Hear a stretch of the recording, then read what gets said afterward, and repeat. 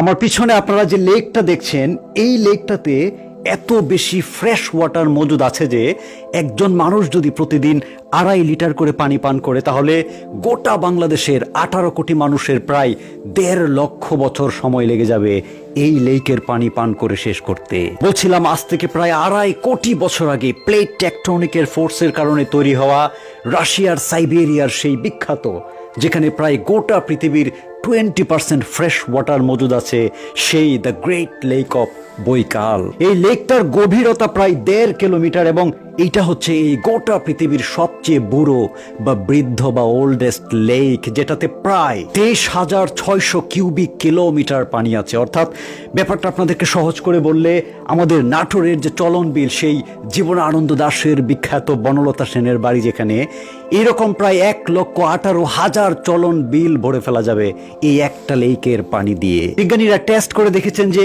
এই লেকের পানি কোথাও কোথাও এত বেশি স্বচ্ছ এবং পরিষ্কার যে কোনো প্রকার পিউরিফিকেশন ছাড়াই আপনি সরাসরি নিজের হাতে লেক থেকে নিয়ে পানি পান করতে পারবেন এবং কোনো সমস্যা নেই তাতে।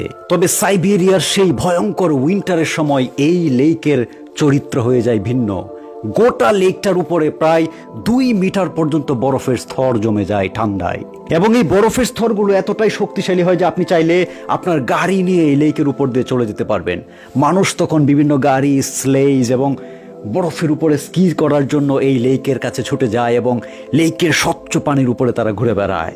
সবচেয়ে মজার ব্যাপার হলো যে রাশিয়ার মতো একটা সুপার পাওয়ার দেশ, যাদের বিশাল জিওগ্রাফি, মিলিটারি, ইকোনমি এবং টেকনোলজি সবকিছু মিলিয়ে এতটা পাওয়ারফুল, কিন্তু তার চেয়েও বিশাল পাওয়ারফুল পরবর্তী পৃথিবীর যে জেনারেশন সবকিছুর জন্য, সেটা হচ্ছে এই বৈকাল হ্রদ। কারণ এই বৈকাল হ্রদে এত বেশি পানি আছে যে গোটা রাশিয়ার যে জনগণ আছে তারা যদি ওই রকম 2-2.5 লিটার করে পানি পান করতে চায় তাহলে প্রায় 2 লক্ষ বছর পান করতে পারবে শুধুমাত্র এই লেকের ফ্রেশ ওয়াটার। তবে আমার কাছে এই লেকটা সবচেয়ে প্রিয় অন্য কারণে।